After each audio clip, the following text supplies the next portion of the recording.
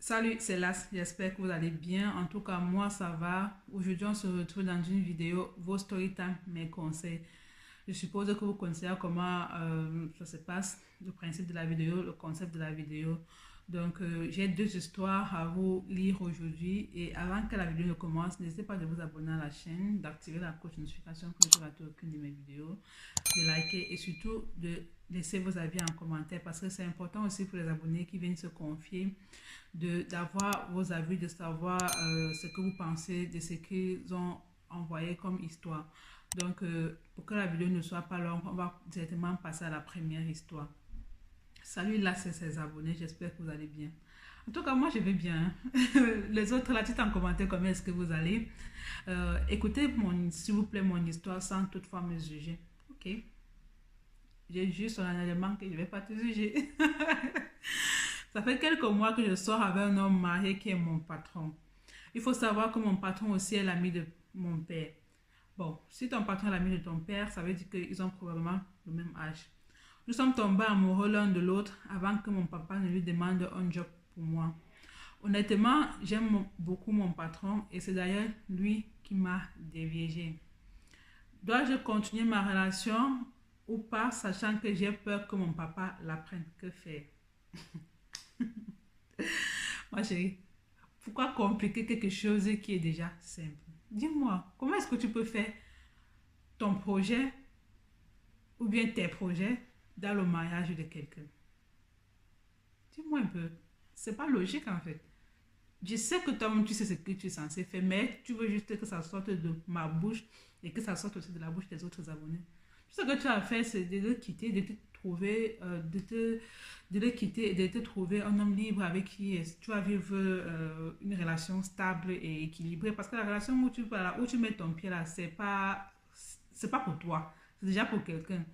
Donc, c'est pas parce qu'il t'a déviégé, c'est pas parce que, voilà, vous êtes fou, amoureux, machin et tout. Peu importe les promesses qu'il t'a promis, peu importe ce qu'il t'a dit, il te manque seulement. Il a sa femme à la maison, peut-être qu'il a même les enfants.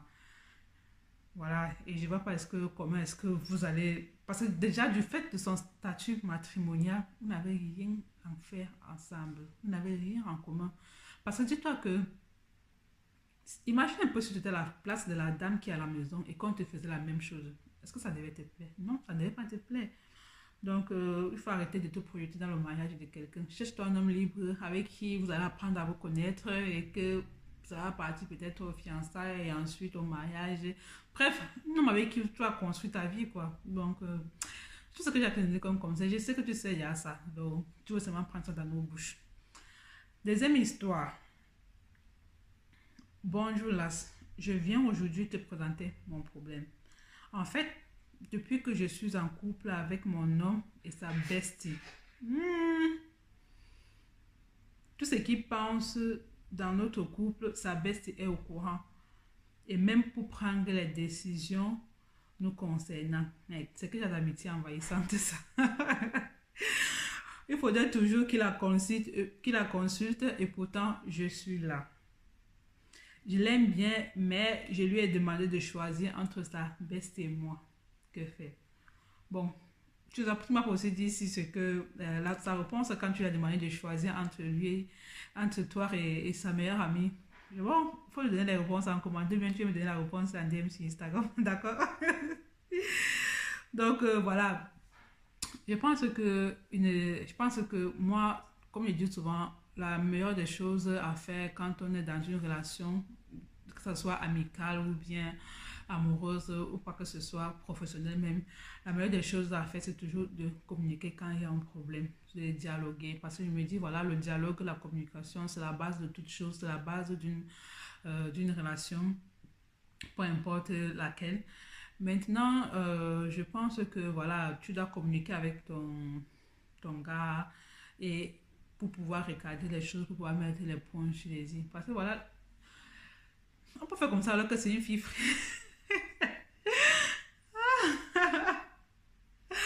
Je voulais parler de la friendzone, mais bon, qui suis-je pour parler? Qui suis-je pour juger les gens? Mais bon, il faut essayer de regarder les choses avec ton copain et avec sa meilleure amie. Je pense qu'il n'est jamais trop tard parce que voilà, c'est sa meilleure amie, en fait, c'est le style de fille qui chasse les copines de son ami. Tu vois un peu le genre, quoi. Ou bien, c'est le style de fille qui est fan de son ami, mais qui ne l'avoue pas. Tu vois un peu le délire, quoi. Sinon, voilà, comme il dit, communiquer et rien que communiquer. Voilà, c'est tout. Donc, après, je pense que cette fille-là, j'ai pas envie de dire qu'elle est mauvaise, mais si, pour moi, en fait, la bonne meilleure amie, c'est celle qui reconnaît et qui reste à sa place. Voilà. Donc, pour les gens qui sont les besties des, je sais pas quoi, là, chacun doit connaître sa place dans cette vie, quoi. Donc, les amis, c'est la fin de la vidéo. J'espère qu'elle vous aura plu. N'hésitez pas à me donner vos avis en commentaire, de liker, de partager la vidéo. Et voilà, on se retrouve prochainement dans une prochaine vidéo. Tchuss! Abonne-toi!